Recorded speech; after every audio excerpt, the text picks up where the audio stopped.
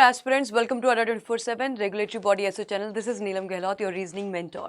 और इस सेशन में आप सभी लोगों का बहुत बहुत स्वागत है। आज हम यहाँ पर बात करने जा रहे हैं कि कौन कौन सी अपॉर्चुनिटीज़ हैं हमारे पास इस 2024 में अभी बचे हुए मंथ्स में, और उन अपॉर्चुनिटीज़ को हम कैसे किस तरह से उसको हम स्ट्रेटजाइज कर सकते, प्लान कर सकते, ताकि इस साल के एंड तक हम एक सरकारी हम नौकरी ले सकें, हम एक बैंकिंग एस्पिरेंट, बैंकिंग एम्प्लॉय बन सकें। एस्पिरेंट से हम एम्प्लॉय तक की जर्नी को कैसे स्ट्रेटजाइज करें, इस बारे में हम डिस्कशन करने वाले हैं। तो ये सेशन किन स्टूडेंट के लिए, किन एस्पिरेंट्स के लिए इंपॉर्टेंट होने वाला है? वो सभी एक एस्पिरेंट जो कहीं ना कहीं रेगुलेटरी बॉडी में अपना फ्यूचर देखते हैं या करियर बनाना चाहते हैं, या ऐसे एस्पिरेंट जो किसी भी बैंकिंग में या किसी भी बैंक के साथ कनेक्ट होके, चाहे वो पीओ हो, एसओ, उस इस तरीके से अपना करियर ग्रोथ देखना चाहते हैं, एक एज अ करियर उसको लेना चाहते हैं। तो चलिए शुरू करते हैं आज का सेशन। बिफोर वी स्टार्ट, अगर आप में से कोई भी चैनल पर आज पहली बार कनेक्ट कर रहा है, सेशन को पहली बार देख रहा है, तो चैनल को सब्सक्राइब जरूर कर दीजिएगा। उसके साथ साथ अड्डा 24/7 एप्लीकेशन को डाउनलोड कर लीजिएगा। उसमें बहुत सारा ऐसा कंटेंट है जो आप लोगों के लिए बहुत बहुत हेल्पफुल होता है। ये कंटेंट सारा का सारा कंप्लीटली फ्री है, तो इस कंटेंट का आप फायदा उठा सकते हैं और अपनी प्रिपरेशन को और बेटर कर सकते हैं। अब आगे बढ़ेंगे। सबसे पहली बात, पहले हम ये डिस्कस कर लें कि कौन कौन सी अपॉर्चुनिटीज़ है ना। तो 2024 में 2024 में अभी आपको पता है जनरल इलेक्शंस हुए, उसके रिजल्ट्स आए, और उसके रिजल्ट्स के बाद अब आपके पास कुछ वैकेंसीज आपकी पहले से ही बता रखी थी, और कुछ वैकेंसीज आपकी जो थी कहीं ना कहीं होल्ड पर थी because of the general election. इसमें एक बड़ा नाम है आपका IFSCA का नोटिफिकेशन, जिसकी डेट एक्सटेंड करी गई फॉर्म फिलिंग की, उसकी एग्ज़ाम डेट भी अभी हमें क्लियर नहीं है। तो ये कहीं ना कहीं जनरल इलेक्शन की वजह से कुछ हमने देखा ऊपर नीचे चीज़ों को होते हुए। बट अब अगर जनरल इलेक्शंस हो चुके हैं और हमारे पास अब क्लैरिटी है एग्जाम्स की, तो उसके बारे में बात करते हैं। तो अपकमिंग अपॉर्चुनिटीज़ में आप देख रहे हो कि दो तरह से मैंने यहाँ पे मेंशन किया है। एक होते हैं हमारे रेगुलेटरी बॉडी के एग्जाम, और एक होते हैं हमारे regular banking exam. Regular banking exams की बात करेंगे तो इसमें आपका IBPS, SBI, ये सारे एग्जाम्स आते हैं। तो चलिए पहले एक एक करके दोनों एग्जाम्स के बारे में बात कर लेते हैं। रेगुलेटरी बॉडी एग्जाम्स की अगर मैं बात करूं तो उसमें ये सारे हैं आपके रेगुलेटरी बॉडी एग्जाम्स, जिसमें सेबी ग्रेड A का नोटिफिकेशन आ चुका है, इसका नोटिफिकेशन आउट हो चुका है, इप्स का नोटिफिकेशन आपका आउट हो चुका है, और उसके बाद में बात करूं तो बहुत ही जल्दी आप IRDAI का नोटिफिकेशन देखने वाले हैं। एक बहुत ही बढ़िया जॉब, एक और आप लोग अगर एलिजिबल इसके लिए होते हैं तो एक और बहुत बढ़िया आपके पास अपॉर्चुनिटी होगी। इसके साथ साथ मैं बात करूंगी RBI ग्रेड B का नोटिफिकेशन अभी अवेटेड है। ये नोटिफिकेशन आपको ऐसा हो सकता है कि जुलाई लास्ट में, आप जुलाई लास्ट तक आपको इसका नोटिफिकेशन देखने को मिल सकता है। अगेन RBI ग्रेड B के नोटिफिकेशन का वेट ना करा जाए, क्योंकि सेबी के साथ बच्चों ने यही गलती करी थी। सेबी का नोटिफिकेशन के बारे में ज़्यादा क्वेरीज थी कि मैम नोटिफिकेशन कब आएगा, सर नोटिफिकेशन कब आएगा। लेकिन नोटिफिकेशन देखो, अगर कोई वैकेंसी फुलफिल होनी है ना, अगर कोई जॉब किसी पोस्ट की वैकेंसीज को फिल आउट करना है उस ऑर्गेनाइजेशन ने, तो वो होगा। हाँ, ऊपर नीचे हो सकता है, टाइम ऊपर नीचे हो सकता है, लेकिन इस चक्कर में कुछ एस्पिरेंट जो है वो कहीं ना कहीं प्रिपरेशन को थोड़ी ढिलाई दे देते हैं, और जब हम प्रिपरेशन को थोड़ी ढिलाई दे देते हैं, नोटिफिकेशन अचानक से आएगा, हम शायद उतने प्रिपेयर्ड नहीं होते हैं। तो ये मिस्टेक बार बार आप लोग मत करना। तो इसीलिए RBI ग्रेड B के लिए मैं बोलूँगी कि नोटिफिकेशन का इंतज़ार जो है मत करिए, अपनी प्रिपरेशन को बढ़िया रखिए, क्योंकि नोटिफिकेशन आएगा और आप लोग एग्ज़ाम देने के लिए बैठेंगे, आप प्रिपेयर्ड होने चाहिए। तो मेन मुद्दा है कि क्या आप प्रिपेयर्ड हैं, ये आपका फोकस रहना चाहिए।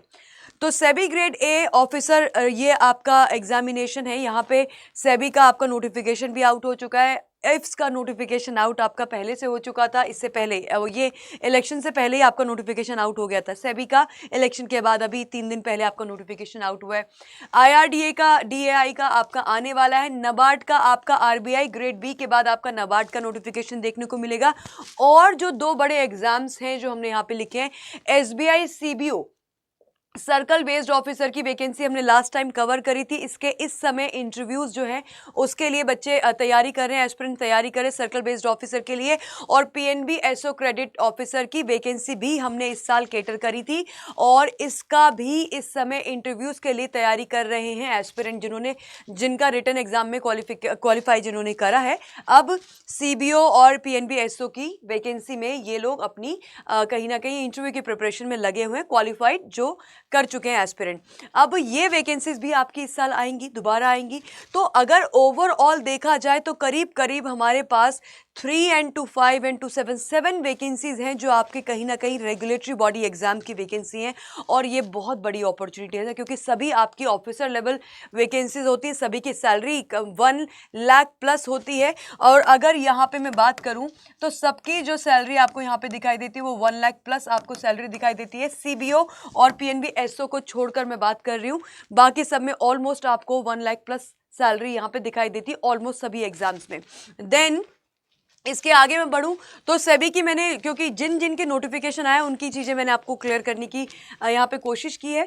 अगर बात की जाए आपके सेबी की तो देखो इसकी फॉर्म फिलिंग अभी भी, अगर आप में से कोई एलिजिबल कैंडिडेट है तो फॉर्म फिलिंग डेट अभी इसकी है 30 जून तक आप फॉर्म फिल कर सकते हैं। एग्जाम डेट इसकी है 27 जुलाई है आपकी फेज़ 1 की, 27 जुलाई आपकी फेज़ 1 की है और 31 अगस्त है आपकी फेज़ 2 की, राइट। इसके साथ साथ इफ्स ग्रेड ए के जो नोटिफिकेशन के अंदर इसकी क्योंकि डेट आपकी एक्सटेंड करी गई है, इसकी पहले डेट कुछ और थी फॉर्म फिलिंग की, फिर इस डेट को बढ़ाया गया तो अब आप 14 जून तक इसका फॉर्म फिल कर सकते थे, राइट। 14 जून तक इसका फॉर्म फिलिंग डेट एक्सटेंड करा गया था। तो वो आई एम श्योर आप जितने भी एलिजिबल कैंडिडेट्स होंगे उन्होंने फॉर्म जरूर फिल किया होगा।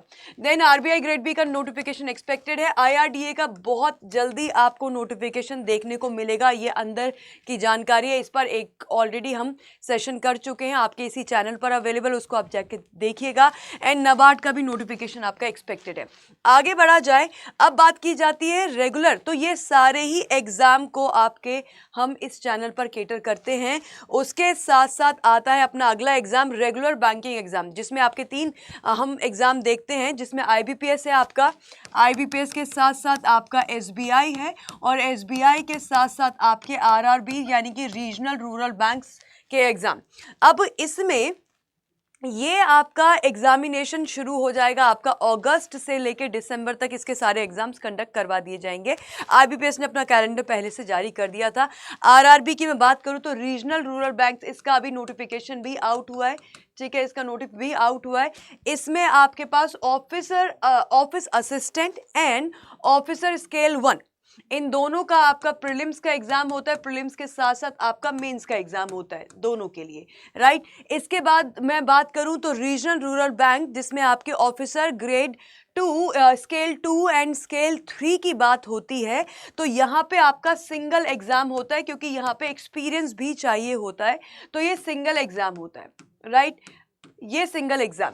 इधर मैं बात करूं आईबीपीएस पीओ, एसओ और क्लर्क, यानी कि आईबीपीएस के अंदर आपको 3 जॉब अपॉर्चुनिटीज मिलती हैं, जिसमें पीओ है, जिसमें एसओ है, जिसमें क्लर्क है। अगेन मिनिमम यहाँ पे जो आपका मैं बोलूँ आपकी जो क्वालिफिकेशन रहती है, इन सब के लिए मिनिमम क्वालिफिकेशन आपकी रहती है ग्रेजुएट। अगर आप एक ग्रेजुएट है तो इन सब एग्जाम्स को आप फिल आउट कर सकते हैं। सिमिलरली एसबीआई में पीओ की वैकेंसी आती है, एसओ की आती है और क्लर्क की भी वैकेंसी आपको देखने को मिलती है। तो ये सभी, अगर हम इनमें से किसी भी वैकेंसी का हिस्सा बनना चाहते हैं तो मिनिमम जो हमारी क्वालिफिकेशन है वो रहती है आपकी क्या, वो रहती है आपकी ग्रेजुएट, करेक्ट है। अब अगर ओवरऑल देखा जाए तो कितनी वैकेंसी यहाँ पे मुझे दिखाई दे रही है, 3 और 3 6, 3 and 3 6 के बाद आपके पास 2 वैकेंसी यहाँ पे है और 1 वैकेंसी आपके पास यहाँ पे है, तो ये टोटल 9 वैकेंसी आपके पास यहाँ पर भी है। तो अगर आप एलिजिबल हो, अगर आपने ग्रेजुएशन कर रखी है, आपकी एज 18 से लेके 30 ईयर्स के बीच में है ना, अगर आपने ग्रेजुएशन कर रखा है, और चलिए मैं इस चीज़ को आगे हाईलाइट कर देती हूँ आप लोगों के लिए, यहाँ पर मैं हाईलाइट कर देती हूँ।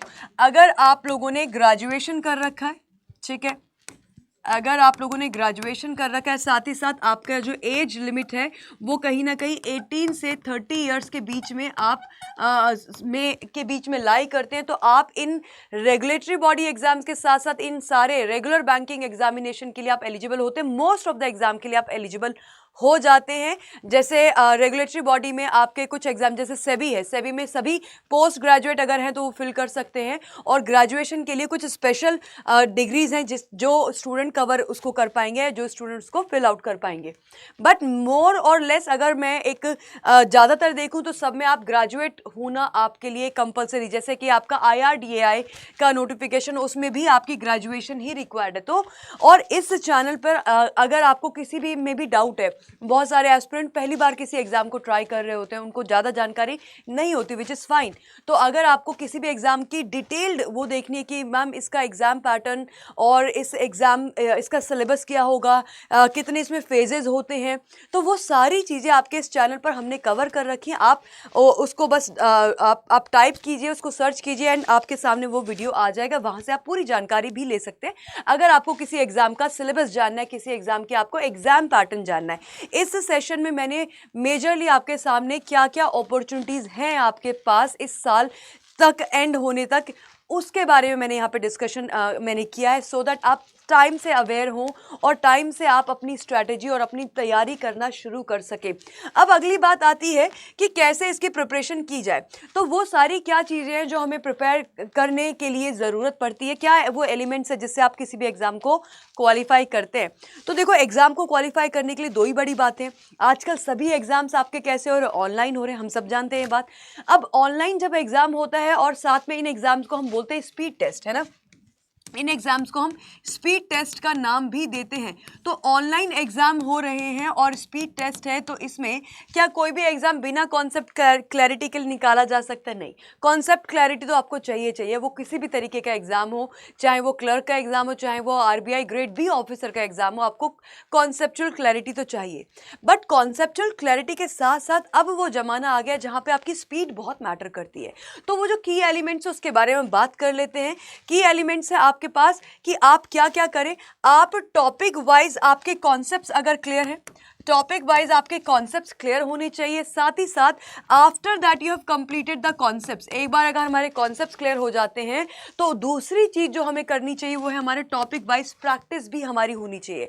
यहां से आपके कॉन्सेप्ट्स आ जाएंगे, यहां से आपकी प्रैक्टिस हो जाएगी, तो आपके पास कॉन्सेप्ट और स्पीड दोनों का जब फॉर्मूला आपके पास होगा तो you will be able to achieve success. तो यहां पे डेफिनेटली कॉन्सेप्ट्स के साथ साथ हमें चाहिए होती है क्या, practice material, so that you are successful in any exam जिसमें आप बैठना चाहते हैं, जिस एग्जाम को आप अपीयर करना चाहते हैं, राइट। अब यहाँ पे हमारे दिमाग में आती हैं दो बातें कि आप में से बहुत सारे इस समय सुनने वाले स्टूडेंट्स ऐसे होंगे, ऐसे एस्पिरेंट्स सुन रहे होंगे जो इससे इन एग्ज़ाम से वाकिफ़ हैं, जिन्होंने पहले ही एग्ज़ाम्स दिए हैं, जो कभी हो सकता है कि एक नंबर से शायद इंटरव्यू में रह गए या मेंस क्वालिफाई नहीं कर पाए, फेज़ 1 तो हो गया, फेज़ 2 नहीं कर पाए।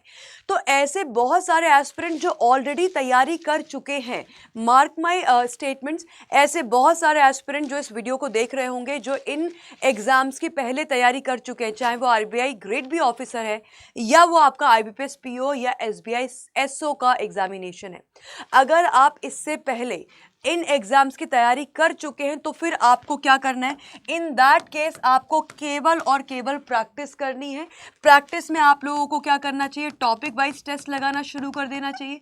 टॉपिक वाइज टेस्ट के साथ साथ आपको सेक्शनल टेस्ट लगाना शुरू कर देना चाहिए, यानी कि हर एक सेक्शन के भी टेस्ट लगाइए। और सेक्शनल टेस्ट के साथ साथ आपको अगला जो चीज़ है मॉक टेस्ट भी आपको लगाना चाहिए, क्योंकि कई बार जब हम सिर्फ सेक्शनल टेस्ट लगाते हैं और टॉपिक टेस्ट लगाते हैं, हमें वो आदत नहीं होती है। एग्जाम में अगर 2 घंटे आपको बैठना है तो हमें वो आदत, हमारा ब्रेन उस तरह से फेमिलियर नहीं हो पाता है एग्जाम पैटर्न के साथ। तो आपका जिस तरह से एग्जाम आने वाला है उस तरीके से आपने पहले से मॉक लिखे हो। कितने मॉक्स हमें कर लेना चाहिए कम से कम, तो मिनिमम जब आप किसी भी एग्जाम को टारगेट कर रहे हैं, मिनिमम आपको 5 से 10 मॉक्स लगाने चाहिए। और ये मॉक लगाने के साथ साथ आपको इसमें एक और चीज़ करनी है, ये मॉक के साथ साथ आपको इनके एनालिसिस भी करना उतना ही ज़रूरी हो जाता है। मॉक लगाने के साथ साथ उनका एनालिसिस करना भी उतना ही ज़रूरी हो जाता है, क्योंकि मॉक आप लगाएंगे, आपकी एक आदत बनेगी, आपकी एक प्रैक्टिस होगी, आप उस एग्ज़ाम को कैसे टारगेट करेंगे उसका एक आपको आइडिया मिलता रहेगा। बट एनालिसिस इसलिए ज़रूरी है कि उस मॉक में नंबर बढ़े कैसे, यानी कि अगली बार मैंने मॉक 1 दिया, अगर मैं एनालिसिस नहीं करूँगी या करूँगा तो मैं अगले मॉक में कैसे ये समझ पाऊँगी कि क्या कौन कौन से मेरे इम्प्रूवमेंट एरियाज़ हैं। इम्प्रूवमेंट एरियाज समझने के लिए आपको हमेशा मॉक का एनालिसिस करना ज़रूरी हो जाता है। तो ये सारी चीज़ें हैं उन एस्पिरेंट्स के लिए जिन्होंने पहले इन एग्ज़ाम्स को पढ़ लिया है, जिन्होंने गाइडेड मेंटरशिप में अपने कॉन्सेप्ट्स को लगा लिया, फंडामेंटल्स को स्ट्रॉन्ग कर लिया है और एक दो बार वो एग्जाम दे भी चुके हैं। अब उनको डेफिनेटली अब उनको दोबारा से मुझे ये लगता है कि फंडामेंटल्स पढ़ने की जरूरत है। अब उनको फोकस करना है केवल और केवल अपनी स्पीड पर और अपने एरर्स को कम करना है, अपनी गलतियों को कम करना है। दूसरी जगह वो एस्पिरेंट्स भी होंगे इस समय हमें सुन रहे होंगे जो पहली बार इस मैदान में उतरे, पहली बार इस तरह का एग्जाम देने जा रहे हैं। उनके लिए थोड़ा सा जंग थोड़ी सी जो है थोड़ी सी टफ हो सकती है, क्योंकि पहला एक्सपीरियंस है और पहले एक्सपीरियंस में हम गलतियां भी बहुत सारी करते हैं। हम कुछ भी जब हम कोई भी नई चीज़ सीख रहे होते हैं, हम कुछ भी नया कर रहे होते हैं तो हमसे गलतियां होती है, बेसिक सी बात है। तो जो फर्स्ट टाइमर हैं उनके लिए डेफिनेटली आपको कॉन्सेप्ट्स के साथ साथ स्पीड तक कवर करनी है। मतलब आपकी जर्नी थोड़ी सी बड़ी हो सकती है, लेकिन ये जर्नी तो हमें गो थ्रू करनी पड़ेगी, क्योंकि नथिंग कम्स इजी है ना, कोई भी चीज़ हमें आसानी से नहीं मिलती है। तो अगर आपको आरबीआई ग्रेड बी ऑफिसर बनने का आपका सपना है तो थोड़ा सा हमें उसके लिए तैयारी भी करनी पड़ेगी। तो क्या करना है, आपको जाना है कॉन्सेप्ट्स के। अब इसमें भी बहुत सारे ऐसे बच्चे हो सकते हैं जो ऑलरेडी कहीं ना कहीं से एक गाइडेड मेंटरशिप में जा रहे होंगे या गाइडेड मेंटरशिप में ऑलरेडी होंगे, कहीं किसी और प्लेटफॉर्म का उन्होंने पेड बैच लिया होगा, हो सकता है हम इसी प्लेटफॉर्म का पेड बैच लिया हो। तो जिनके पास पहले से पेड बैचेस हैं या जिन्होंने पहले से ही फंडामेंटल्स अपने स्ट्रॉन्ग किए हुए, उन लोगों को कोई ज़रूरत नहीं है। लेकिन जो फर्स्ट टाइमर है, ऐसा बच्चा जो पहली बार किसी एग्जाम की तैयारी कर रहा है, ऐसा एस्पिरेंट जो पहली बार एक एग्जाम को टारगेट करने जा रहा है, यस वहाँ पे ज़रूरी हो जाता है कि आप एक तरीके से अपने फंडामेंटल्स को स्ट्रॉन्ग कर ले, क्योंकि आप अदरवाइज बहुत डिस्ट्रैक्ट होते हैं। कोई भी कोई भी इस तरह से नहीं आपको चीज़ें कराएगा कि जहाँ पे आपके सारे, क्योंकि एक सब्जेक्ट कोई अच्छा पढ़ा सकता है, दो सब्जेक्ट कोई अच्छा पढ़ा सकता है, कोई प्लेटफॉर्म फ्री क्लासेस की बात करें, but when it comes to complete तो कुछ ना कुछ अधूरा रह जाता है ना। और वो जो कुछ ना कुछ अधूरा रह जाता है, कहीं वही हमारे सिलेक्शन या रिजेक्शन का कहीं कारण ना बने। तो मेक श्योर करो कि अगर पहली बार आप तैयारी कर रहे हो तो फिर एक गाइडेड मेंटरशिप में आप आ सकते हैं। इससे आपका बहुत सारा टाइम बचेगा, और जब आपका टाइम बचेगा तो वो टाइम आप अपनी कॉन्सेप्ट वहाँ से सीख रहे हैं, आप अपनी गाइडेड मेंटरशिप में से, और गाइडेड मेंटरशिप से जो आपको टाइम बचेगा वो टाइम आप अपनी प्रैक्टिस में लगा सकते हैं। तो वाइजली सोचना है, think wisely and choose your options, right. पहले से अगर आपने पेड बैच लिया तो बिल्कुल ज़रूरत नहीं है, आपको कोई भी ज़रूरत नहीं कि वापस, क्योंकि वापस चीज़ें रिपीट नहीं करनी है। आपने जब एक बार पेड बैचेस में आके अपने कॉन्सेप्ट्स स्ट्रॉन्ग कर लिए तो दोबारा आपको पेड बैच नहीं लेना चाहिए। मैं स्ट्रांगली बोलूँगी कि बिल्कुल ज़रूरत नहीं है, फिर आप अपनी प्रैक्टिस कीजिए। लेकिन फर्स्ट टाइमर हो, हमारे कॉन्सेप्ट्स क्लियर नहीं है, तो फिर आप टाइम वेस्ट मत करो फ्री प्लेटफॉर्म्स या फ्री क्लासेस के चक्कर में। हाँ, प्रैक्टिस करनी तो फ्री क्लासेस आर गुड, कोई प्रॉब्लम नहीं है। प्रैक्टिस के लिए आपकी फ्री क्लासेस एब्सोल्युटली फाइन होती है, क्योंकि आपको पता है इसका कॉन्सेप्ट क्या है, आप कनेक्ट कर पाते हो अपने फैकल्टीज के साथ। कैसे आपका टाइम वेस्ट हो जाता है, क्योंकि कहीं ना कहीं आप जब कॉन्सेप्ट क्लैरिटी नहीं है तो आपको पता नहीं कि अच्छा इस क्वेश्चन को ऐसे ही क्यों किया जा रहा है, वहां पे आपका टाइम वेस्ट होता है। आपको लगता है कि बस इतना ही कॉन्सेप्ट है, वेयरएज उसके पीछे की और भी बहुत सारी कहानी हो सकती है। तो ये यहाँ पे मेरा सजेशन है आप लोगों के लिए। अब अगर यहाँ पे सैलरी देखो, सभी जो जितने भी आपके रेगुलेटरी बॉडी एग्जाम्स होते हैं उसमें सैलरी आपकी अच्छी खासी होती है, 1 लाख प्लस आपको सैलरी हर एग्जाम में देखने को मिलेगी। तो ये एक बहुत बड़ा मोटिवेशन आप लोगों के लिए होता है, I am very sure, salary का। अब आगे मैं बात करूं तो क्या ऐसी कोई चीज़ है जो जिसमें हम एनरोल कर सकते हैं, जिसमें हमारे ये सभी एग्जाम, ये सारा जो चीज़ें हैं वो हम कवर कर सकें। तो ये सारी चीज़ें, ये सारे एग्जाम की तैयारी का वन स्टॉप सोल्यूशन है आपका बैंक महापैक प्लस। अब ये क्यों है आपका वन स्टॉप सोल्यूशन, क्योंकि इसमें आपके आरबीआई यानी कि रेगुलेटरी बॉडी के एग्जाम और रेगुलेटरी बॉडी के एग्जाम के साथ साथ आपके रेगुलर बैंकिंग एग्जाम भी कवर होते हैं। किस तरीके से ये आपको एक वन स्टॉप सॉल्यूशन क्यों है वो भी मैं आपको बताना चाहती हूँ। इसमें आपके पास हर एग्जाम की, चाहे वो आपका एसबीआई एसओ का एग्जाम हो, आरआरबी एसओ का एग्जाम हो, चाहे वो आपका RBI grade B officer level का एग्जाम हो, इसमें आपको हर एग्जाम की लाइव क्लास फाउंडेशन क्लास करने का मौका मिलता है, आपको हर एग्ज़ाम के लिए सेपरेट टेस्ट सीरीज़ मिलेगी और ये एक बहुत बड़ा बेनिफिट होता है।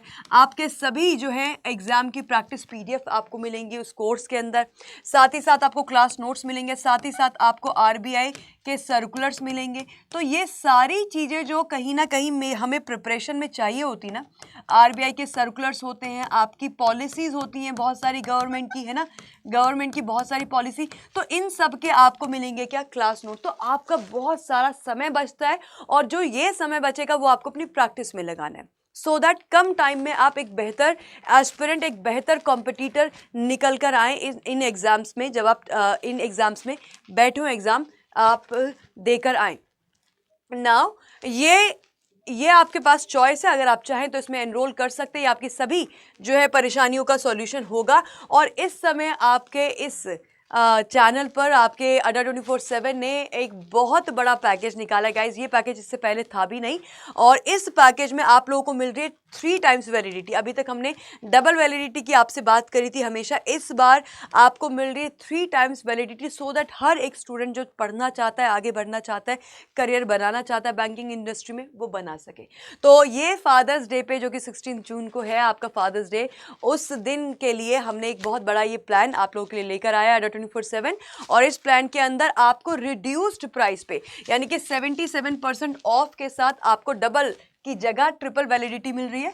आपको जो है अगर आप 4 मंथ्स का प्लान चूज़ करेंगे तो वो 12 मंथ्स के लिए एक्टिव होगा, और अगर आप 6 मंथ्स का प्लान चूज़ करेंगे तो वो 18 महीनों के लिए एक्टिव होगा, और अगर आप चूज़ करते हैं फॉर 9 मंथ्स तो ये होगा आपका 27 मंथ्स के लिए गाइस, ठीक है। तो ये अपनी वैलिडिटी को आप चूज़ कर सकते हैं, वहाँ पे ऑप्शंस होगा। अगर आप लोगों को नहीं पता है तो मैं एक बार आपको दिखाकर बता देती हूँ कि किस तरीके से आप इसमें आप एनरोल कर सकते हैं। Let me show you and guide you through. तो आपको क्या करना है, आपको जाना है अड्डा 24/7 की एप्लीकेशन पर, आपको जाना है अड्डा की ऐप पर, और अड्डा की ऐप पर जाने के बाद आपको केवल यहाँ पे अपना ये इस तरह से सेलेक्ट कीजिएगा ऑल कोर्सेज के अंदर। अब ये है आपके पास बैंकिंग सेलेक्ट हुआ है और इस बैंकिंग के अंदर आपका बैंक महापैक में आपको जाना है। तो ये आपकी इस समय चल रही है 3 टाइम्स वैलिडिटी डिफरेंट महापैक पे। मैं बैंक महापैक प्लस पे अगर मैं क्लिक करती हूँ तो यहाँ पे आपको 3 ऑप्शन दिखाई देंगे वैलिडिटी के, जिसमें सबसे पहले आपके पास 12 मंथ, 18 मंथ एंड 27 मंथ्स। तो 27 मंथ्स की वैलिडिटी आपके लिए, अगर आप ग्रेजुएशन अभी कर रहे हो, ग्रेजुएट ऑलमोस्ट हुए हो, तो आई थिंक बेस्ट प्लान आपके लिए 27 मंथ्स का होगा। यहाँ पे जाके आप कर सकते हैं बाय नाउ, और बाय नाउ करके आप लगा देंगे डिस्काउंट कोड। डिस्काउंट कोड आप लोगों की स्क्रीन के नीचे भी चल रहा है, उस डिस्काउंट कोड का आप इस्तेमाल कर सकते हैं।